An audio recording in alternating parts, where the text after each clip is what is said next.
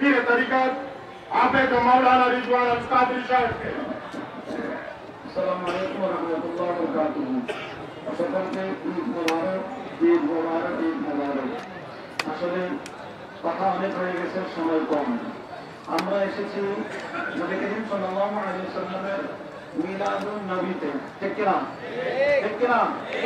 মিলাদুন নবীতে এসেছি, নবীর মিলাদে, নবীর জন্ম বৃত্তান্ত আলোচনা করার জন্য।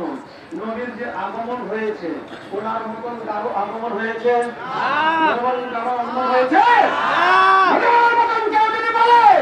তারা বুঝে যাবে তারাই মাঝের বিরোধী আছে। এই জন্য ওনার আগমন আলহামদুলিল্লাহ। রহমান করিম আল্লাহ রাব্বুল আলামিন বলতেছেন, বিসমিল্লাহির রহমানির রহিম, কুল বিফদলিল্লাহি ওয়া বিরহমাতিহি ফাবিযালিকা ফালইফরাহু।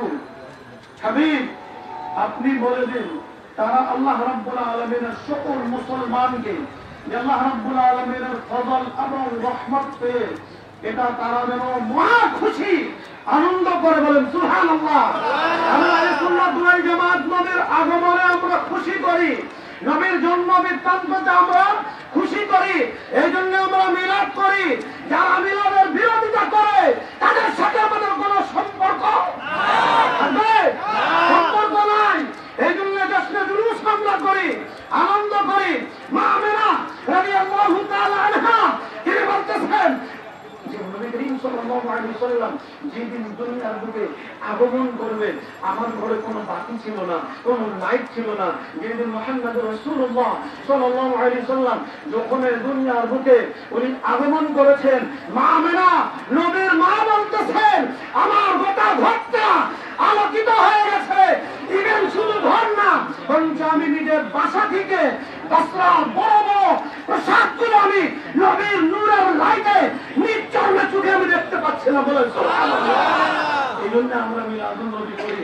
আলহামদুলিল্লাহ, মুফতি সাহেব আছে, যেহেতু উনি বিস্তারিত আলোচনা করবেন, আপনারা সবাই মনে রাখবেন যে আমরা মিলাদুন নবী আসলে জশ্নে জুলুস করি। কি করে? জশ্নে জুলুস। এই জশ্নে জুলুস ভালো না খারাপ? বলেন।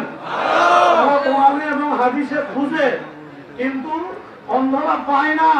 মা আমিনা রাদিয়াল্লাহু তাআলা আনহা তিনি বলতেছেন যে আমার ঘরের আশপাশে অসংখ্য ফেরেশতারা এসেছিল। আল্লাহ রাব্বুল আলামিন পাঠিয়েছেন যে যাও, আমার হাবিব দুনিয়ার বুকে আগমন করবে। জিবরাইল তুমি যাও, মিকাইল তুমি যাও, ইসরাফিল তুমি যাও, ইসরাইল তুমি যাও। দেখা গেল জিবরাইল আসতেছেন, নিজের সাথীদেরকে নিয়ে আসতেছেন, জুলুস আকারে আসতেছেন। মিকাইল ফেরেশতা আসতেছে, নিজের ফেরেশতাদেরকে নিয়ে জুলুস আকারে আসতেছে। ইসরাইল আলাইহিস সালাতু ওয়াস সালাম আস্তে আস্তে যাচ্ছেন, বারবার পিছনে দেখতেছেন। আল্লাহ রাব্বুল আলামিন বললেন যে ইসরাইলকে জিজ্ঞেস করো সে আস্তে আস্তে কেন যায়। আমার নবীর এখন মিলাদ হবে, আমার নবীর এখন মিলাদ হবে, নবীর মিলাদ হবে, নবীর আগমন হবে, সে আস্তে আস্তে কেন যায়। তখন ইসরাইল আলাইহিস সালাতু ওয়াস সালামকে জিজ্ঞেস করা হলো।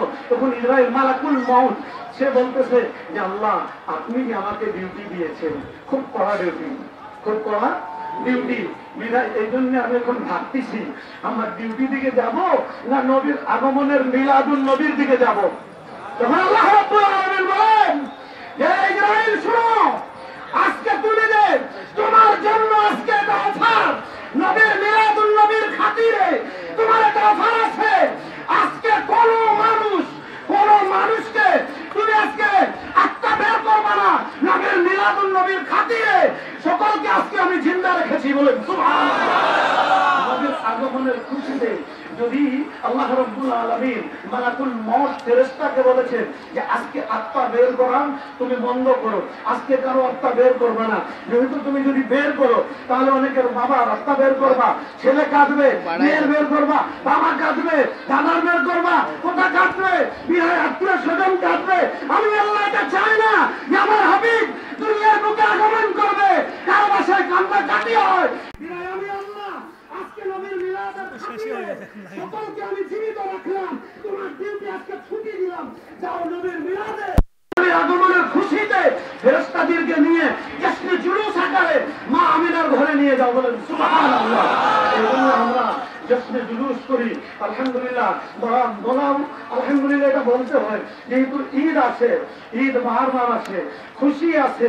আলহামদুলিল্লাহ যে আমার মুর্শিদ কিবলা আলহাজ শাহ সুফি গোলাম জিলানী কাদরি তেগি রহমাতুল্লাহ আলাইহি জিলানী পীর সাহেবকে তো সবাই চিনেন। জিলানী পীর সাহেবকে, যিনি জশ্নে জুলুসের শেখ প্রফন্ডার, ওই উনি যদি হক্কানি পীর যদি না হয়তো তাহলে জশ্নে জুলুস উনি বের করতেন না, ঠিক না? জশ্নে জুলুস বের করেছেন 1981 সালে। এটা আলহামদুলিল্লাহ আমাদেরকে উপহার দিয়েছেন। কেউ যদি জশ্নে জুলুসের বিপক্ষে কথা বলে, আজে বাজে যদি কথা বলে, দলিল যদি দরকার পড়ে, আলহামদুলিল্লাহ আমরা উলামায়ে আহলে সুন্নাত ঘুরি ঘুরি দলিল দিতে রাজি আছি, ঠিক না? মিলাদুন নবী জশ্নে জুলুসের বিপরীত কথা বলবে, তার কথা আমরা শুনতে চাই না।